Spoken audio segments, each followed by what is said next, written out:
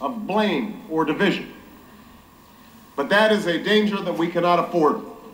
The challenges are too great. It is a revolutionary world that we live in, and history shows us that we can do improbable, sometimes impossible things. We stand here in a city that used to stand at the center of European conflict, only now it is the center of European union. We did that together. Now we must not give up on one another. We must renew this relationship for a new generation, in a new century.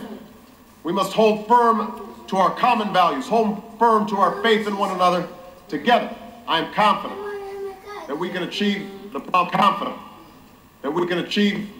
of a new day. Thank you very much. Thank you.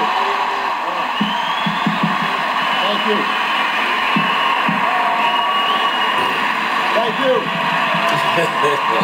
Thank you. Thank you. Thank you. Thank you too.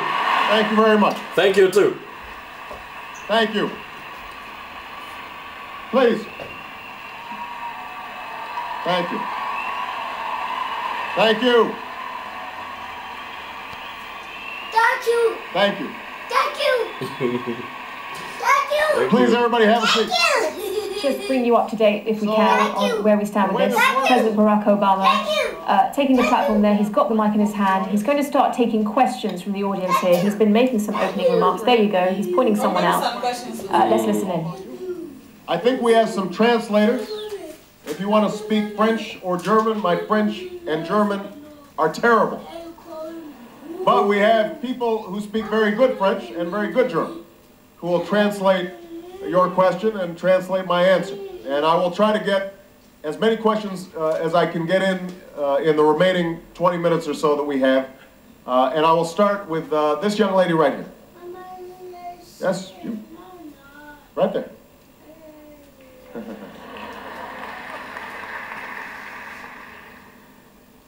Please introduce yourself.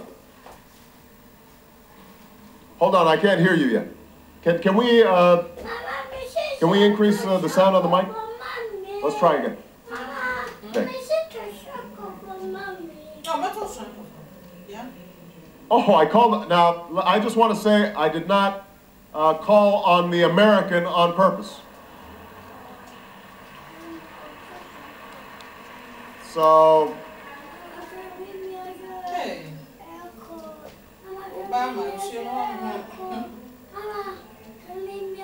And two questions.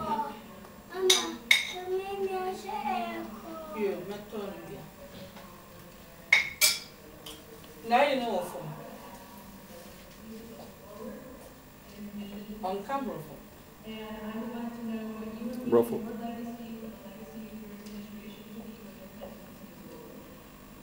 Well, after only 2 months, that's kind of a big question. But here's what I would like to see. And look, you aim high, knowing that you'll make mistakes and sometimes you'll fall short. Number one, my first task is to restore the economy of the United States, but in concert with other nations to restore global economic growth. That's my number one task, because we are going through the worst crisis since the 1930s. That means that not only do we have to fix the banking system, put common sense regulations in place to prevent a crisis like this from ever happening again, making sure that we are keeping trade relationships between countries open, but it also means helping developing countries and poor countries who, through no fault of their own, have been devastated by this crisis. And if we allow them to collapse, will ultimately be a drag on our ability to prosper. Emerging markets have actually been the drivers of economic growth over the last several years. If we can get millions of Chinese to prosper, that is ultimately good for us. If we can get all the Indians in poverty to suddenly be able to buy a refrigerator or send their children to college. That will raise everybody's living standards because those will be enormous new markets for all of us. So what I want to be able to do is not only fix the immediate crisis, but working in partnership with other countries, create a path for sustainable, responsible growth. And I think we can do that. There are a lot of people who benefit from globalization, but there are also people who have been harmed by globalization. Globalization in and of itself can be good, but can also be destructive. If we create the right framework so that what happened in the banking system can't happen again, then globalization can be good for everybody and lift everybody's living standards up. And by the way, history has shown us that we are most vulnerable to war and conflict when people are desperate economically. Okay. And, nobody knows that history more than Europe. So that'd be number one. Number two is I would like to be able to say that as a consequence of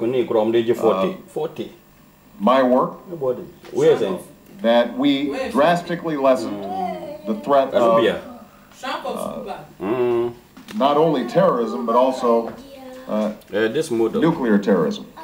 And we can't reduce the threat of a nuclear weapon going off unless those who possess the most nuclear weapons, the United States and Russia, take serious steps to actually reduce our stockpiles.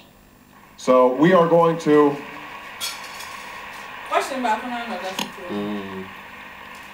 So we want to pursue that vigorously in the years ahead, and I had an excellent meeting with President Medvedev of Russia to get started that process of reducing our nuclear stockpiles, which will then give us greater moral authority to say to Iran, don't develop a nuclear weapon, to say to North Korea, don't proliferate nuclear weapons. In my own country, what I think is very important is that we finally get a healthcare system that is reliable and cost-effective. That's something that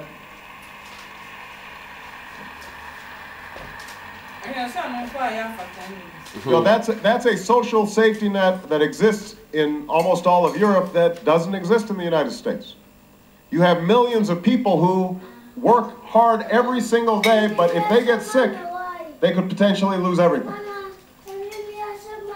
And in a country as wealthy as ours, that's not acceptable to me. So we are going to work hard to make sure that we have a healthcare system that won't be identical to what you have in Europe. Each country has its own traditions and approaches, but that provides people quality, affordable, accessible healthcare. And then I would like to see us in the United States take the lead on a new approach to energy, because none of the developed countries are going to be able to sustain their growth if we don't start using energy differently, and the world cannot survive all countries using energy in the same ways that we use it. You know, I was meeting with the Indian Prime Minister yesterday after the summit. A very good and wise man, Prime Minister Singh. And he was talking about how Indian growth rates have gone up 9% every year. They need to grow at that pace in order to bring hundreds of millions of people in their country out of abject poverty. Desperate poverty, right? They have to grow at a rapid pace. Now, he actually is committed to working towards dealing with the climate change issue. But he made a very simple point, which is a point that I understood before the meeting, and all of us should not forget, and that is that you cannot expect poor countries, or relatively poor countries, to be partners with us on climate change if we are not taking the lead.